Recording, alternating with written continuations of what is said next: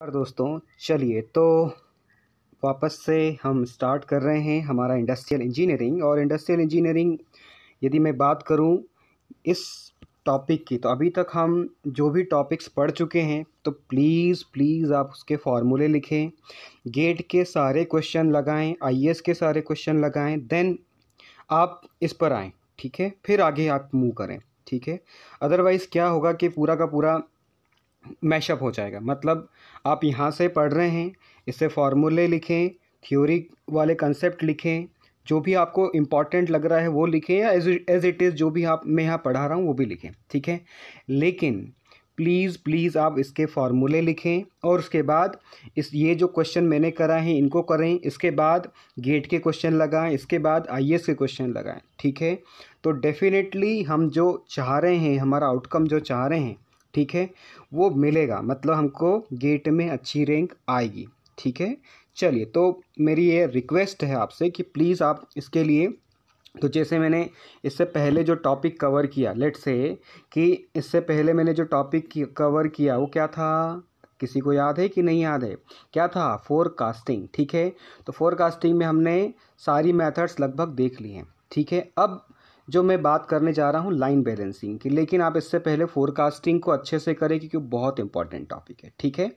और उसके बाद आप इस टॉपिक पर आएँ तो पहले उसके सारे फॉर्मूले लिखें, फिर गेट के क्वेश्चन लगाएं, फिर आईएएस के क्वेश्चन लगाएं, फिर आप इस वीडियो को देखें लाइन बैलेंसिंग का, ठीक है। चलिए, तो लाइन बैलेंसिंग या असेंबली लाइन बैलेंसिंग बोलना चाहिए, क्योंकि जो भी हम लाइन बैलेंसिंग की बात कर रहे हैं तो अल्टीमेटली इट रिलेट्स, मतलब ये लाइन असेंबली लाइन बैलेंसिंग के लिए ही बना हुआ है, ठीक है। तो असेंबली लाइन बैलेंसिंग का मतलब क्या होता है कि आप यदि आपने असेंबली लाइन को देखा हो तो क्या होता है कि कुछ नंबर ऑफ पार्ट्स एक पर्टिकुलर स्टेशन पे इस तरह से क्या होते हैं। मान लो कि लेट्स से मुझे किसी कार का क्या करना है, असेंबली करना है। तो लेट्स से कि पहले यहाँ पर कुछ कार बॉडी वाला मेरा स्टेशन है, तो कार बॉडी स्टेशन पे हो सकता है उस पर पेंटिंग हो रही हो, उस पर डेंटिंग हो रही हो, वटेवर, ठीक है। या फिर यदि मैं दूसरे नेक्स्ट स्टेशन पर जाता हूँ जहाँ पर उसमें कुछ होल्स क्रिएट हो रहे हो, ड्रिलिंग हो रही हो, थ्रेडिंग हो रही हो, बोरिंग हो रही हो, वटेवर, ठीक है। तो ये मेरे सारे क्या हैं, वर्क स्टेशन हैं, ठीक है। इन वर्क स्टेशन पर कुछ क्या करते जा रहे हैं, हम वर्क को परफॉर्म करते जा रहे हैं, ठीक है। तो यदि ये इस सीक्वेंस में आगे की तरफ बढ़ रहा है तो हम इसको क्या बोलते हैं, असेंबली लाइन बैलेंसिंग। अब लाइन बैलेंसिंग का मतलब क्या है? लाइन बैलेंसिंग का सीधा सा मतलब ये समझो आप कि आपको क्या करना है कि जो भी आप इस लाइन बैलेंसिंग यूज़ कर रहे हो उस लाइन बैलेंसिंग में आपको आइडल टाइम कम से कम रहे। आइडल टाइम का सीधा सा मतलब क्या है कि आप जो भी टाइम, आइडल टाइम का सीधा सा मतलब क्या है कि आपकी मशीन बंद नहीं रही, ठीक है, आपका मेन पावर फ्री नहीं रहा, ठीक है। उसी को हम क्या बोल रहे हैं, आइडल टाइम, ठीक है। मतलब आप बिल्कुल जो भी मशीन है, मेन पावर है, उसका 100% यूज़ करने की कोशिश कर रहे हो, ठीक है। तो उस प्रोसीजर में हमको क्या करना पड़ेगा, असेंबली लाइन की बैलेंसिंग करना पड़ेगी। क्लियर है? ठीक है। तो कैसे करते हैं बैलेंसिंग, ठीक है। लेट्स से मैंने यहाँ पर एक एग्जांपल लिया है कि मेरे पास कोई एक ए वर्क स्टेशन है, कोई एक बी वर्क स्टेशन है एंड सी वर्क स्टेशन है, ठीक है। अब जब ये सपोज करो कि यहाँ से कोई प्रोडक्ट आपका आया और ये प्रोडक्ट अब क्या हो रहा है, ए पर प्रोसेस होगा, फिर बी पर प्रोसेस होगा, सी पर प्रोसेस होगा, देन हमको यहाँ पर इसका फिनिश प्रोडक्ट मिल जाएगा। क्लियर है? अब मैं बोल रहा हूँ कि ए पर टाइम कितना लग रहा है, 10 मिनट, बी पर टाइम कितना लग रहा है, 20 मिनट, सी पर टाइम कितना लग रहा है, 5 मिनट, ठीक है। इट मीन्स यदि मैं बोलता हूँ कि यहाँ पर 6 यूनिट पर आवर हो जाएगी, क्योंकि 10 मिनट पर एक जॉब को लग रहे हैं, मतलब एक वर्क पीस को लग रहे हैं, तो ये 1 आवर में कितने होंगे, 6 यूनिट। ऑब्वियस है, 60 मिनट होते हैं तो इसलिए 6 होगी, 20 है तो 3 यूनिट होगी, 5 है तो 12 होगी, ठीक है। अब जो ये चल रहा है वर्क, इस वर्क को ही हम क्या बोलते हैं, वर्क इन प्रोसेस, ठीक है। और इस इन्वेंट्री का नाम, यदि आपको याद हो कि इन्वेंट्री क्या होता है, मैंने हम इससे पहले वाले लेक्चर में डिस्कस कर चुका हूँ, तो क्या बोलते हैं, तो वर्क इन प्रोसेस या work in process inventory. Clear है? अब मैंने यहाँ पर जब किया काम तो मुझे इस तरह का कुछ मिल रहा था। लेट्स से कि मैंने ये बैलेंसिंग नहीं था तो मेरा जो यूटिलाइजेशन हो रहा था वो कितना, 25% हो रहा था, ठीक है, क्योंकि यदि आप इसको देखोगे, अभी मैं इसको डिस्कस करने वाला हूँ, तो आप इसको देखोगे तो आपको लगेगा कि भाई ये किसका यूज़ हमने कितना किया। ठीक है, तो यदि देखोगे तो इस पर्टिकुलर सी वर्क स्टेशन के लिए मैं बात करूं, यदि मैं एक 1 आवर के लिए बात कर रहा हूं या किसी के लिए भी बात कर रहा हूं, तो मैंने बोला कि इसका 25% यूज़ ही किया आपने। ठीक है, क्योंकि आपने इसमें कितने 12 यूनिट पर आवर बना सकते हो। ठीक है, पर 12 यूनिट पर आवर केवल सी स्टेशन के लिए बन सकता है, लेकिन यदि मैं बी स्टेशन की बात करूं तो ये केवल 3 ही बनाएगा, और ये ए स्टेशन की बात करूं तो ये 6 यूनिट ही बनाएगा। मतलब अल्टीमेटली हम यदि जितना भी कुछ कर लें हमको कितने में यूनिट मिलेंगे, क्योंकि 3 यूनिट ही मिलेंगे, मिनिमम ही प्रोड्यूस कर पाएगा ना। क्यों? क्योंकि यहाँ पर तो ये 6 मिनट में कंप्लीट हो गया, लेकिन बी पर 3 मिनट लगेंगे ही लगेंगे, मतलब 3 यूनिट ही बना पाएगा। 20 मिनट लगेंगे ही लगेंगे, मतलब 3 यूनिट ही बना पाएगा। ठीक है, 1 आवर में। इसी तरह से ये 12 यूनिट बना सकता है, लेकिन हमको मिलेंगे कितने, क्योंकि 3 यूनिट ही मिलेंगे। समझ में आ रही बात? नहीं आया होगा आई थिंक। चलिए, तो जब जैसे ही हम इसमें थोड़ा सा आगे बढ़ते हैं आपको समझ में आ जाएगी ये बात। चलिए, आपने क्या किया कि सबके जो यूनिट्स थे ना, मतलब हर एक का जो टाइम लग रहा था, ठीक है, 10 मिनट, 20 मिनट, 5 मिनट, इन सबको आपने बैलेंस कर दिया। मतलब ऐसा बैलेंस किया कि भाई देखो, आपने क्या, आपको यहाँ पर ये जो 12 मिनट मिल रहा है, मतलब ये आपके लिए ऑप्टिमम, मतलब ये सबसे ज़्यादा यूज़, इससे आप आउटपुट निकाल सकते हो। ठीक है, मतलब सभी का मैं आउटपुट कितना कर दूँ, 12 यूनिट पर आवर। मतलब ये भी मुझे बी वर्क स्टेशन भी 12 यूनिट दे दे, और ये यूनिट भी मुझे क्या कर दे, 12 यूनिट पर आवर दे दे। ठीक है, तो क्या करना पड़ेगा, ये मुझे कितना देता है, 6 यूनिट पर आवर, तो मुझे 1 यूनिट और लगा दूँ इसकी, एक ही ये वाली ए यूनिट और लगा दी मैंने, तो अब 6 यूनिट और 6 यूनिट मतलब 12 यूनिट पर आवर, ये भी देने लग गया। अब ये कितनी दे रहा था मुझे, 3 यूनिट पर आवर, तो इसमें मुझे कितनी लगाना पड़ेगी, 4 यूनिट लगाना पड़ेगी। तो 4 यूनिट लगाऊंगा तो अब ये कितने दे देगा मुझे, 12 यूनिट पर आवर, और ये तो ऑलरेडी मुझे 12 यूनिट पर आवर दे ही रहा था। मतलब अब मुझे इस पूरे वर्क स्टेशन से मुझे कितने 12 यूनिट पर आवर मिलने लगेंगे। तो हम क्या बोलेंगे, efficiency of the system equals to actual output to the installed capacity. मतलब यदि मैं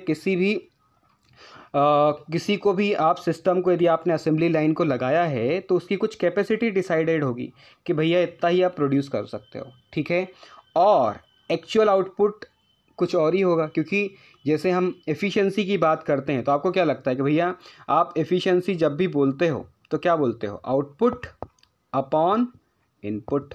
ठीक है, तो यहाँ पर इंस्टॉल्ड कैपेसिटी क्या है आपका, इनपुट है, आउटपुट क्या है आपका, जो आप निकाल रहे हो प्रोडक्ट। ठीक है, तो ये इंस्टॉल्ड कैपेसिटी से ये आउटपुट क्या आएगा, कमी आएगा। क्लियर है?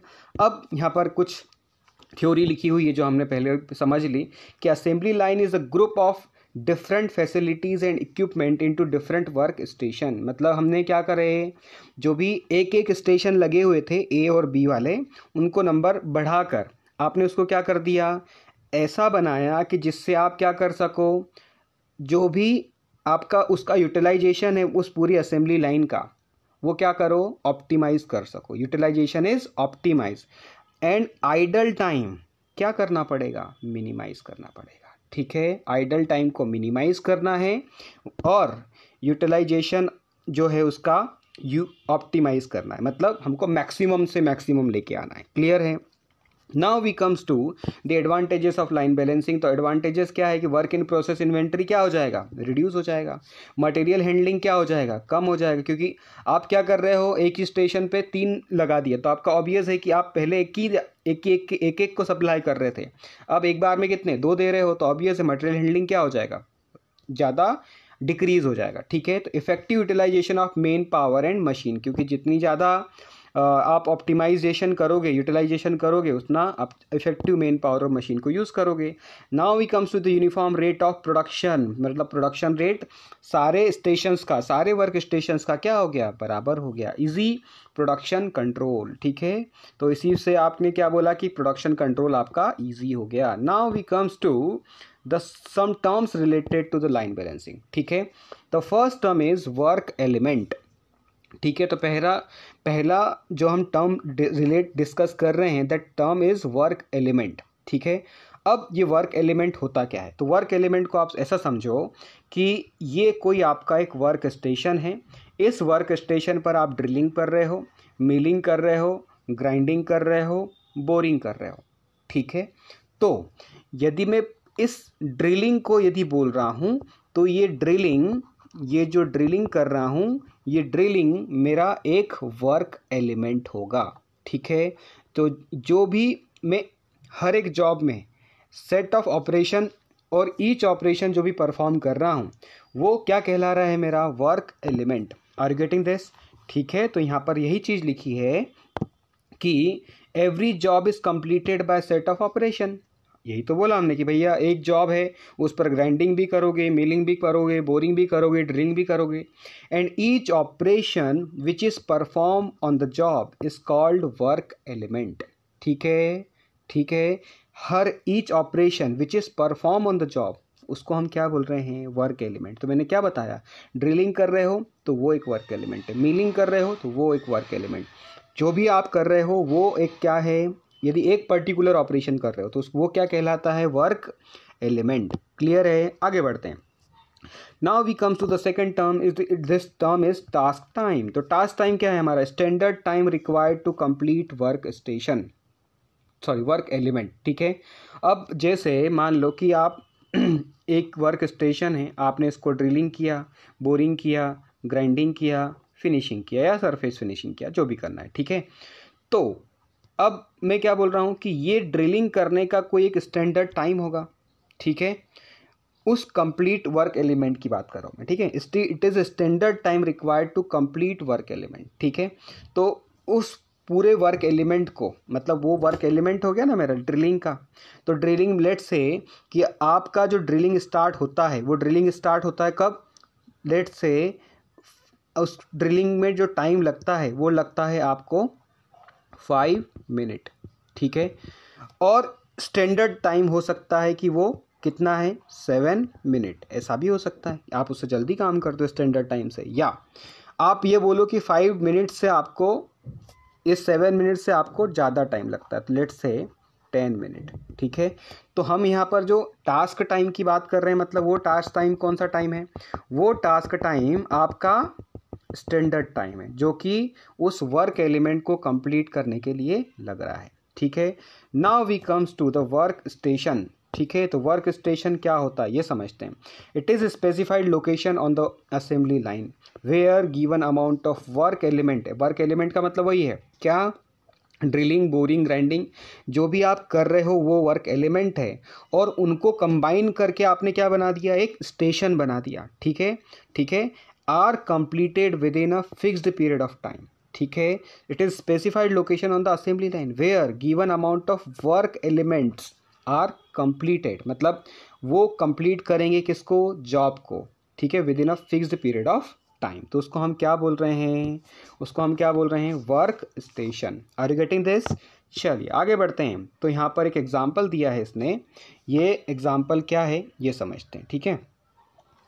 अब देखो यहाँ पर ये मेरे लिए एक वर्क स्टेशन हो गया, ये दूसरा वर्क स्टेशन, और ये मेरा तीसरा वर्क स्टेशन, ठीक है। अब मैं बोलता हूँ कि इसके लिए जो मुझे टास्क टाइम है वो कितना है, 12 मिनट। इस सेकेंड वाले वर्क स्टेशन के लिए टास्क टाइम है 15 मिनट, और थर्ड वाले वर्क स्टेशन के लिए टास्क टाइम है 13 मिनट, ठीक है।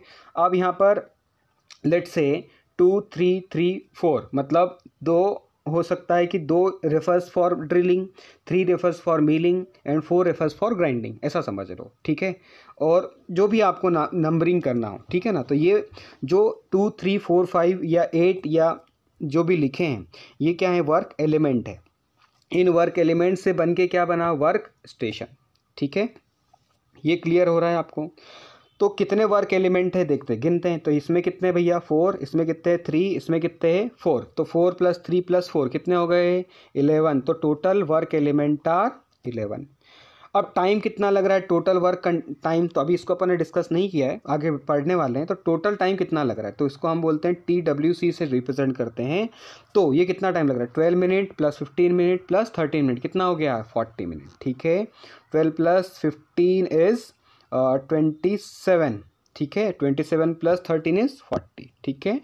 चलिए station time, it is the time required to complete work element assign on each station. तो यहाँ पर जो ये टाइम था, that time is called station time, ये तो पहले ही समझ लिया अपन ने। Total work content, TWC refers for total work content. तो it is the time required to complete one set of job is given by either summation of all the station और the summation of element work time. ठीक है, या तो सारे work station का time निकाल लो या सारे जो वर्क एलिमेंट के टाइम है उनको सम कर दो, तो हमको क्या मिलेगा, टोटल वर्क कंटेंट। ठीक है, जैसे हमने इस एग्जांपल में TSI का 12 minute, TS first second 15 minute और 30 मिनट, इन तीनों को क्या कर दिया सम, तो हमको कितना मिला 40 मिनट।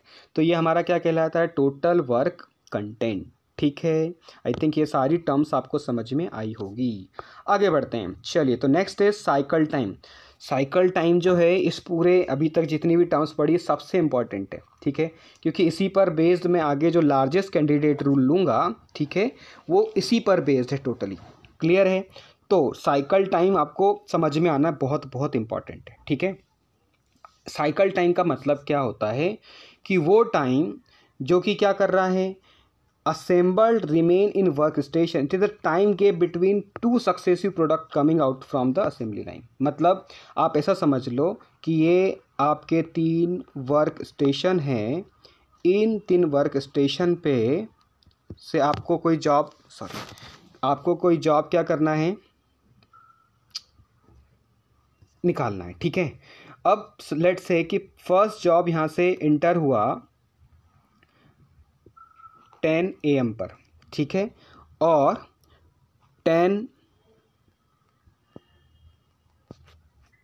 AM पर हुआ और 10:30 पर यहाँ से बाहर हुआ। ठीक है, लेकिन अभी इसको साइकिल टाइम नहीं बोलेंगे अपन। ठीक है, दूसरा जॉब आया, वो ये 10:30 पर गया और दूसरा जो जॉब है वो 10:45 पर।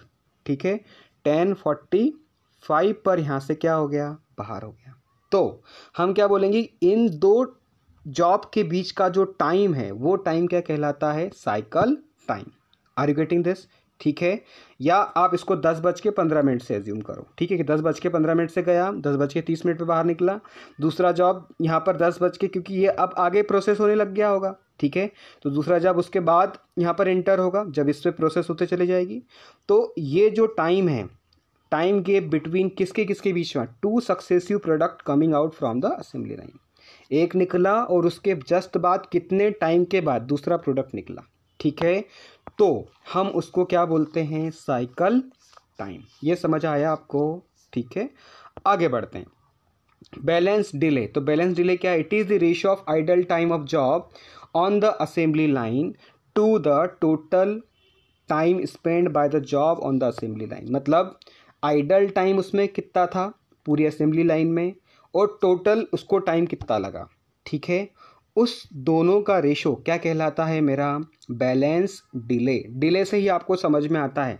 ठीक है, इस डिले वर्ड से ही समझ में आता है कि मैं किसकी बात कर रहा हूँ, आइडल टाइम की। मतलब मुझे निकल तो कायदे से बिना टाइम वेस्ट किए ही पूरे जॉब को बाहर हो जाना था, लेकिन ऐसा पॉसिबल नहीं है। ठीक है, तो हम बैलेंस डिले क्या बोल रहे हैं कि it is the ratio of idle time of the job on the assembly line to total time spent by the job on the assembly line। ठीक है, तो उस गैप में मान लो एक स्टेशन से दूसरे स्टेशन पे जाने में या फिर एक प्रोसेस को से दूसरी प्रोसेस होने में कुछ समय के लिए यदि जॉब को मेरा क्या करना पड़ा, वेट करना पड़ा, तो वो टाइम मेरा क्या कहलाया, आइडल टाइम। क्योंकि उसमें मशीन भी नहीं चली, मेन पावर भी नहीं चला, तो आपने क्या बोला कि उस पर कोई जॉब वर्क परफॉर्म हुआ ही नहीं, तो वो टाइम मेरा क्या कहलाया, आइडल टाइम। जब पूरी ना तो मेन पावर ना मशीन दोनों ही यूज़ नहीं हुई। ठीक है, तो उस टाइम को मैं क्या बोल रहा हूँ, आइडल टाइम। और आइडल टाइम के अलावा पूरा टाइम जो जॉब इंटर हुआ पहली मशीन पर और लास्ट जॉब जब फिनिश होके निकला तब का टाइम, वो टाइम क्या कहलाता है, उन दोनों का रेशो क्या कहलाता है, balance delay. Balance delay equals to NTC minus TWC divided by NTC into 100। N refers for कितने नंबर ऑफ स्टेशंस हैं, वर्क स्टेशंस की बात कर रहा है। ठीक है, TWC हमने समझ ही लिया, टोटल वर्क कंटेंट। ठीक है, और TC क्या है मेरा, साइकिल टाइम। तो N क्या है मेरा, number of work station, TWC total work content, TC क्या है मेरा, साइकिल टाइम। चलिए, तो इससे रिलेट एक क्वेश्चन, ये एग्जांपल ले रहा है कि मेरे पास क्या है, फॉर एग्जांपल वर्क स्टेशन कितने हैं, 3 हैं, साइकिल टाइम मेरा 16 मिनट है, TWC मेरा 40 मिनट है, तो बैलेंस डिले कितना आएगा। ठीक है, जस्ट सारी वैल्यूज़ उठा के फॉर्मूले में पुट कर दी तो आपको यहाँ से क्या मिल गया, बैलेंस डिले। एक और लास्ट टर्म हम मतलब समझते हैं, 2 टर्म और बची है अपनी, तो इससे ही हम बैलेंस डिले को भी डिफाइन कर सकते हैं। कैसे, एफिशिएंसी मतलब क्या, टोटल वर्क कंटेंट, क्योंकि ये आपका क्या है, टोटल वर्क कंटेंट मतलब ये टाइम जो पूरा लगा आपको। ठीक है, total work content by cycle time, मतलब आप ऐसा बोल सकते हो कि ये आपका क्या है, लाइन की एफिशिएंसी का आउटपुट। ठीक है, लेकिन हर एक स्टेशन में हो सकता है कुछ ना कुछ डिले हुआ हो, तो ये number of station into cycle time वो क्या कहलाता है, आपका लाइन का एफिशिएंसी। या फिर आप क्या कर दो कि 100 में से बैलेंस डिले का परसेंटेज माइनस कर दो, तब भी आपको क्या मिल जाएगी, लाइन एफिशिएंसी। ठीक है, तो फार्मूला वहीं से आया है, बैलेंस डिले से। वहाँ पर क्या कर दिया हमने, 1 माइनस बैलेंस डिले का जो फार्मूला है वो पुट कर दो, तो ये फार्मूला आपको लाइन की एफिशिएंसी का फार्मूला मिल जाएगा। ठीक है, चलिए आगे बढ़ते हैं। The next term is smoothness index. Smoothness index क्या बताता है कि हमारा जो लोड डिस्ट्रीब्यूशन है between the different work station compare to consuming maximum time. ठीक है, मतलब जो एक वर्क स्टेशन है जो मैक्सिमम टाइम लेता है और उसके रिस्पेक्ट में दूसरे वर्क स्टेशन कितना टाइम लेते हैं। ठीक है, वो क्या कहलाता है, स्मूथनेस इंडेक्स। ठीक है, क्लियर है। तो अब ये समझ लो कि आपने कोई वर्क स्टेशंस थे, तो उसमें एक वर्क स्टेशन सबसे ज़्यादा टाइम ले रहा था, तो हम किसके रिस्पेक्ट में बात कर रहे हैं कि लोड डिस्ट्रीब्यूशन किसका, बिटवीन वर्क स्टेशन कंपेयर किससे कर रहे हैं हम, जो इसका मैक्सिमम है उससे बाकी सारे वर्क स्टेशन को, तो वो इंडेक्स क्या कहला रहा है, हमारा स्मूथनेस इंडेक्स। क्लियर है। It is a term use to represent load distribution between the different work station compare to consuming maximum time. समझ आई बात ये। चलिए तो कैसे निकालते हैं, तो it is the summation of square root of summation of maximum work station time minus station time का होल स्क्वायर। ये क्या कहलाता है, मेरा स्टेशन टाइम इंडेक्स। ठीक है, sorry smoothness index, smoothness index SI। Clear है। तो TSI कौन सा, जो उस वर्क स्टेशन का मैक्सिमम माइनस हर एक इंडिविजुअल का वर्क स्टेशन, इन सब के स्क्वायर्स का सम करके उसके ऊपर क्या लगा दो, स्क्वायर रूट, तो आपको यहाँ से जो मिलेगा this is work station smoothness index. ठीक है, जैसे यहाँ पर इसने एग्जांपल दिया कि भैया ये मेरा 15 क्या है, मैक्सिमम है। ठीक है, तो 15 यदि मैक्सिमम है, जो अपन ने पिछला एग्जांपल लिया था उसी से उठाया है डेटा इसने, तो वहाँ पर TSI मैक्सिमम कितना हो गया 15, और स्टेशन 1 का टाइम कितना था 12 मिनट, तो 15 माइनस 12 का होल स्क्वायर प्लस 15 माइनस 15 का होल स्क्वायर प्लस थर्ड वाला जो वर्क स्टेशन था उसका टाइम कितना था 13, तो 15 माइनस 13 का होल स्क्वायर, तो कितना आ गया, smoothness index square root of 3। इसी तरह से the last term is minimum number of work station required. कितने नंबर ऑफ वर्क स्टेशन आपको चाहिए होंगे ये आपको पता करना है, तो N minimum equal to TWC मतलब क्या, total work content by cycle time. ठीक है, लेट्स से 40/16 मतलब 40 आया था ना, और साइकिल टाइम उस केस में यदि 16 था तो हम क्या बोलेंगे 2.5 आया, तो आपको हमेशा मैक्सिमम की तरफ जाना है, मतलब यदि 2.1 भी आता तब भी हम हायर साइड की तरफ जाते, मतलब 3 लेते। ठीक है, तो 2.5 आया मतलब हमको क्या लेना पड़ेगा, कितने वर्क स्टेशन लगेंगे, 3 लगेंगे। ठीक है, चलिए तो ये यहाँ तक समझ में आया होगा आपको।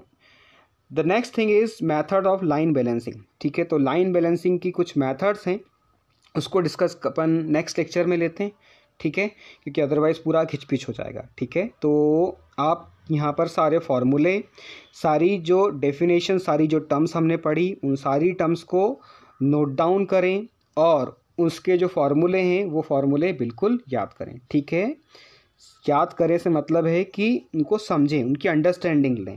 क्लियर है, याद करना मतलब ये नहीं। ठीक है, चलिए तो thank you for watching my video and wish you all the best for your exam. Thank you.